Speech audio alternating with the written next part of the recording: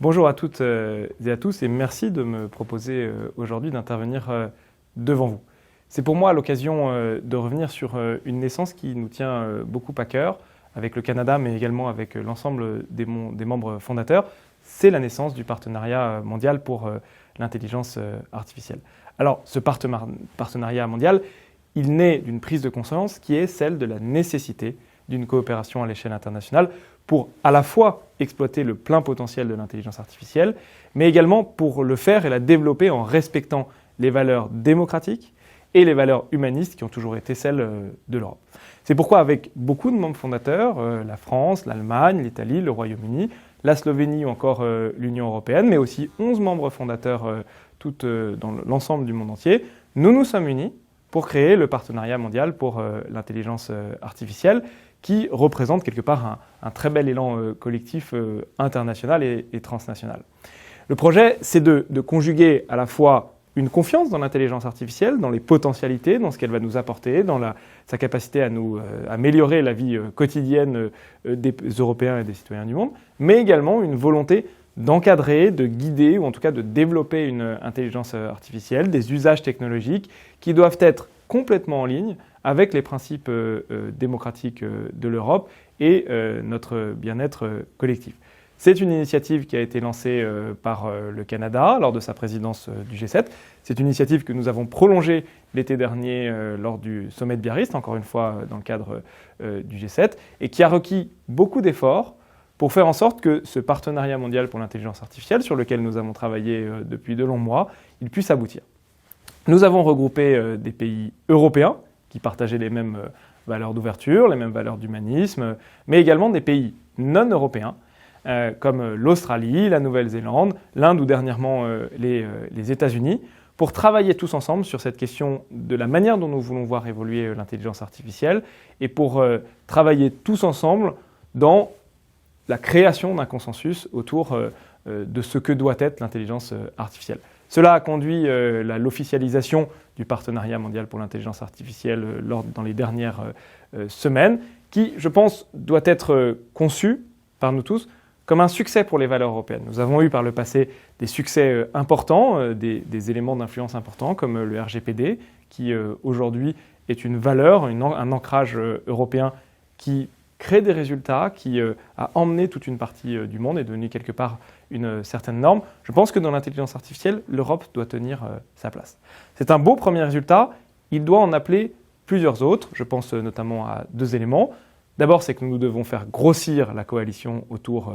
du PMIA, autour de toutes ces personnes qui pensent que l'intelligence artificielle doit être fondée sur les droits de l'homme, sur l'inclusion, sur la diversité, tout en gardant sa notion d'innovation et de croissance économique. Et nous devons faire en sorte qu'il y ait plus de pays qui rejoignent cette dynamique.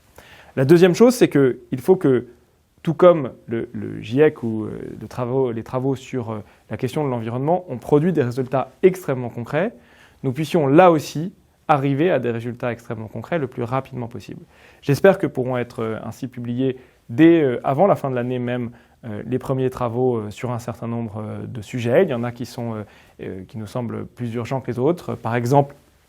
du côté positif, la question de la lutte contre la pandémie du Covid-19 et l'aide de l'intelligence artificielle. Des questions absolument cruciales comme l'interopérabilité des données ou la fiabilité des algorithmes. En tout cas, il s'agit pour les deux centres d'expertise qui ont déjà été constitués, l'un à Paris, l'autre à Montréal, avec l'objectif de regrouper les meilleurs experts, de pouvoir rendre un certain nombre de conclusions le plus rapidement possible. Je pense qu'il ne faut pas voir ce partenariat mondial pour l'intelligence artificielle comme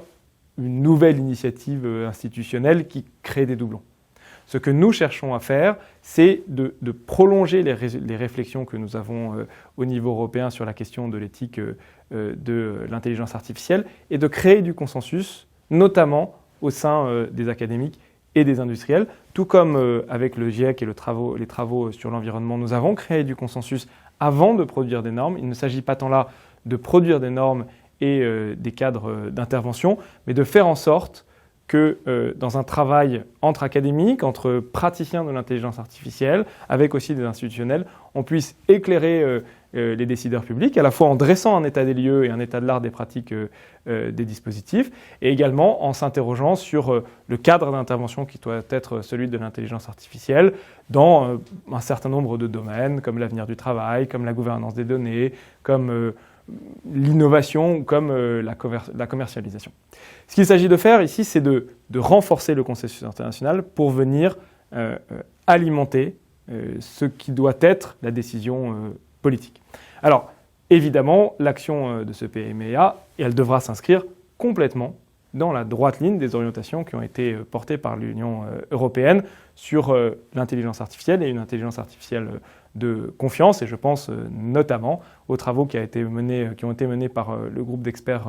de haut niveau et qui ont donné lieu, sur la base de production nationale, mais également sur la base de production transeuropéenne, à des conclusions extrêmement intéressantes. Et je pense qu'on doit d'ailleurs renforcer cette initiative. Un dernier mot pour vous dire que d'abord, il faut que la plupart des pays, l'ensemble des pays membres de l'Union européenne, viennent adhérer au partenariat mondial pour l'intelligence artificielle. C'est absolument indispensable que chacun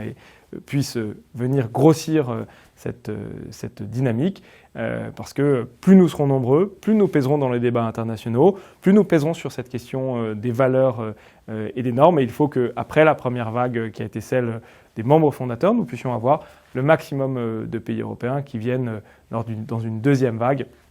s'inscrire dans cette dynamique. Le deuxième élément, c'est pour vous dire que, d'une certaine manière, la dynamique qui a été enclenchée depuis 6 mois au sein de l'Union européenne, au sein de la Commission, avec les pays membres, est absolument importante. Malgré la crise sanitaire, malgré les difficultés que nous avons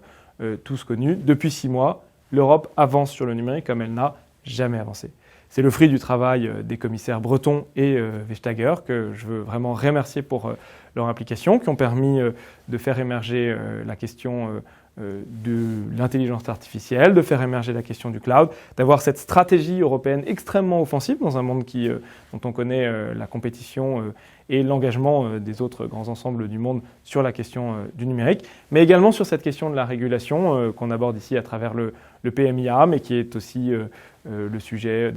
qui couvre aussi des sujets de concurrence, des sujets de contenu. Enfin, sur ces deux jambes qui sont celles de l'innovation, de la compétitivité, et puis des valeurs qui, au fond,